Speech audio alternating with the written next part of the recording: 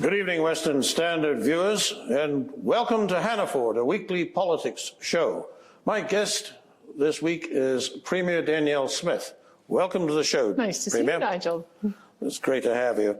Premier, you're just back from a consequential trip to the United States, meeting with people who I think you mean to do us good in the days to come. And before we get to that, I just want to ask you the annual question about energy supplies in Alberta when it gets dark and really cold.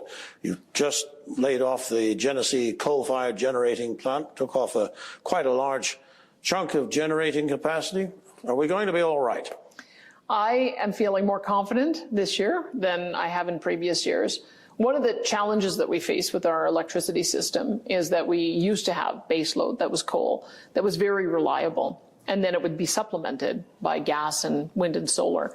With the early phase out of coal, which I think was a mistake to move as quickly as the province did, it flipped it on its head. And so when you have all of this intermittent power, that's what's led to the instability in the grid, because when wind and solar come on, they come on a rush. And when they come off in a rush. And sometimes it takes a little bit of time to be able to call in the reliable sources, the dispatchable sources of natural gas to be able to bridge that gap. So what we're doing is we're changing the system. My electricity minister announced that we're going to give a preference to those types of power that can be dispatchable, seen as baseload, and that we're going to make sure that we're bringing more of that on with natural gas. And so I'm at this point, I think had another 2,700 megawatts of power come on. So we're not as constrained as we were in previous years. We have more options than we did in previous years. I don't want to say never, because we have had, I think, 15 near failures in the last 2 years because of the intermittency. But we're moving in the right direction, and I'm very confident that we'll be able to, within the next 2 years, have a system that people can rely on. That's good news for Albertans. Look, let's talk about the announcement that you made about sheriffs patrolling the Alberta border. You've been meeting the right people in the United States. You may have made reference to meeting Governor Kristi Noem from South Dakota, who is Trump's nominee for Homeland Security. That would seem like a very apt connection to make. You also have reached out to Governor Gianforte in Montana, and you want to meet with them. And you want to get BC and Saskatchewan premiers, Eby and Moe, with you. Yep. I think you said that the Montana border with Canada was the longest of any state. That makes total sense. And of course, you're going to the Trump inaugural, aren't you? Yes. Look, this sounds like Team West. What is there going to be left for Team Canada to do? Well, the West does have a unique set of problems compared to the East. I think in the East, they're certainly more concerned about illegal migration. And part of that is so many asylum seekers have come in through the Toronto airport and the Montreal airport. And I think that if you talk to Francois Legault, he'll be talking about concerns as well that they had with Roxham Road. On this side of the country, our concern is more about fentanyl, the illegal flow of guns, the illegal flow of human trafficking, and organized crime and gangs. So I would say that each jurisdiction has to deal with this challenge in a different way. We know that we've got a fentanyl problem because we've had record high numbers of people dying from opioid overdoses. It got even more acute during COVID, and we're just now beginning to see some of those numbers come down. So that's part of the reason why I got Mike started on this, my public safety minister, over a year ago, saying that we needed to have dedicated sheriff teams for border and for fentanyl. And he was already well progressed in training people up. So we were able to accelerate this announcement by a few months, and hopefully it'll make a difference to the Americans to show that we care about the same things they care about. So when President-elect Trump actually said, look, Canada needs to get its act together on illegal drugs and illegal immigrants, it sounded as if this took the Prime Minister by surprise, but it didn't take you by surprise. It didn't take me by surprise at all. I mean, we have seen as well in this province, when we did our Alberta's Calling campaign, we were surprised at how many people took us up on that. We've had 450,000 people come to Alberta in 3 years, and we started looking into the numbers, and quite frankly, the feds have lost control over our borders on every front. whether it's too many international students, too many temporary foreign workers, or too many asylum seekers. And so we've been calling on the federal government to rein it in and to develop a more sensible approach to bringing in a sustainable number of newcomers. Francois Legault has been talking about that for some time, but all of the premiers mentioned that at the last First Ministers Conference, so we knew that that was a problem. But also on the issue of fentanyl, there's two of the problems that we've seen are our federal government created. The fact that they have pushed this notion of safe supply and that they have allowed for a revolving door of criminals going in and out of our jails. It has created carnage on our streets, not only frustration from our law enforcement because they will go and get a bad guy and then he's back out on the street before they've even filed the paperwork, but also the devastation that is causing to those who are addicted to these deadly drugs. So we have been fighting on a couple of fronts with the federal government to change the law. It was C-75 that loosened things up, to tighten things up so that we could keep these guys behind bars. And we have also been promoting a recovery-oriented system of care, which is in direct opposition to the kind of things that we've seen federally. So he shouldn't be surprised that these are things that are priorities. They've been things that have been priorities for some of the provinces for a long time. Many people can see the logic of what you're saying there. Ask the same questions. Why so many people so quickly? Why the relaxed attitude to crime? I have said many bad things about the Liberal government in Ottawa in the course of writing opinions, and yet I have never really thought that they were stupid. And yet some of this seems stupid. How does it seem to you? It seems to me to be ideological, that there's an ideology that by providing so-called safe supply of of drugs that you're going to reduce deaths. It hasn't turned out to be the case. I think what it has done, unfortunately, is given people a false sense of security. And as a result, we're seeing more people try drugs and more people sadly succumb to them.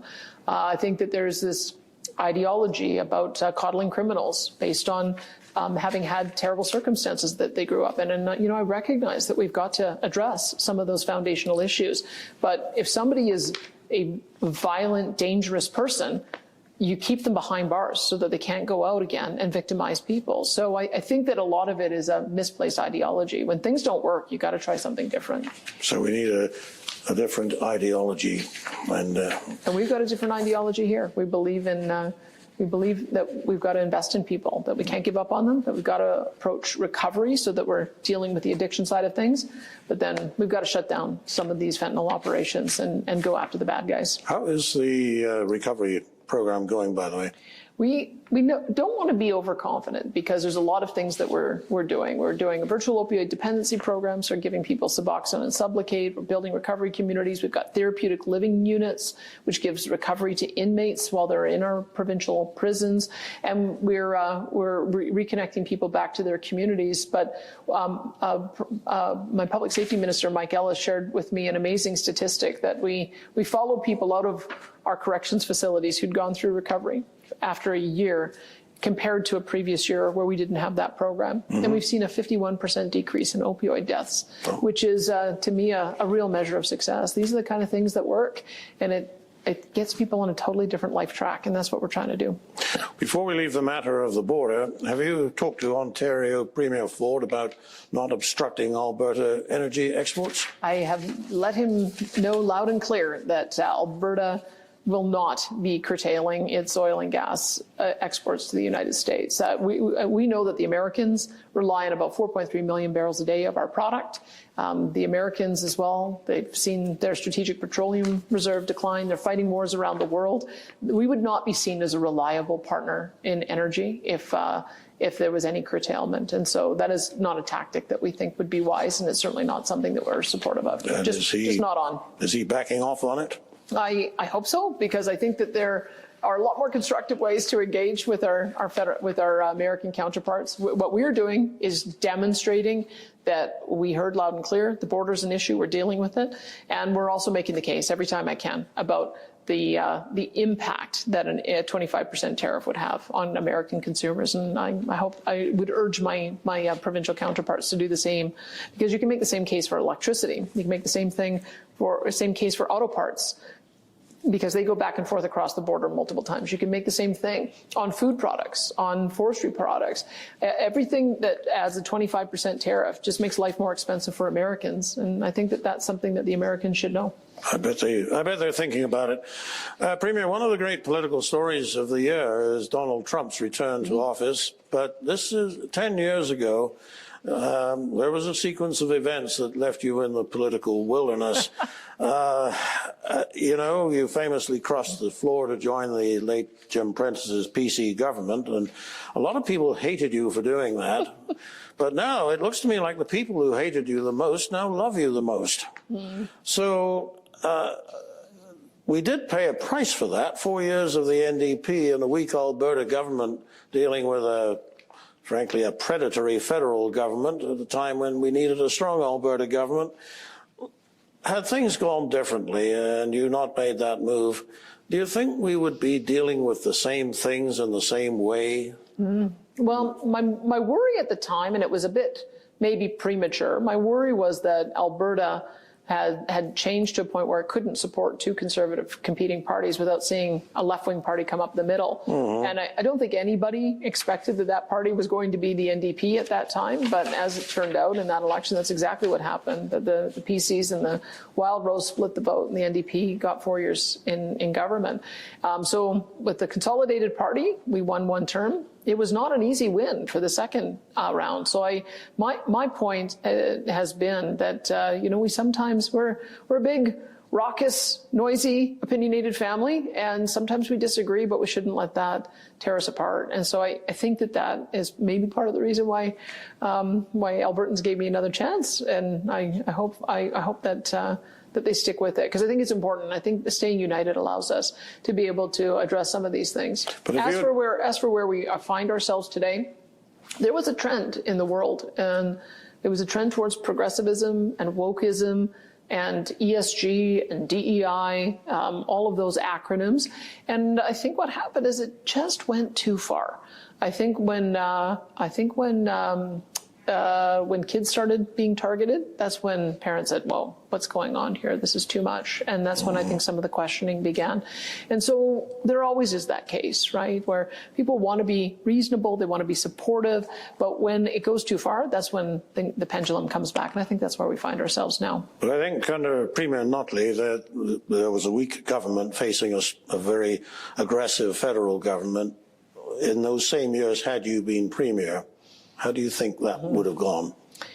I can tell you we sure would have done a lot more advocacy for a lot of those pipelines. The Energy East pipeline, it was permitted, it was going ahead, but they just couldn't see a way to the finish line after spending $1 billion. Northern Gateway was approved, and then the federal government ended up pulling the plug on that.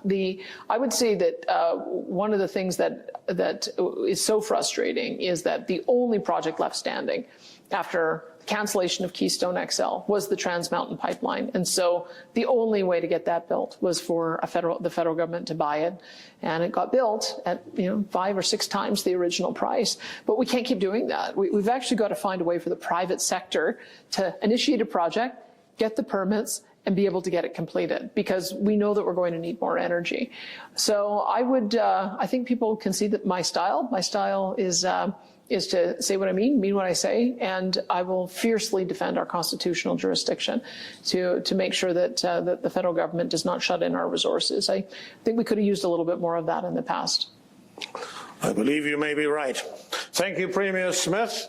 And from all of us at the Western Standard, a Merry Christmas and a Happy New Year. And good luck at the inauguration. Thank you.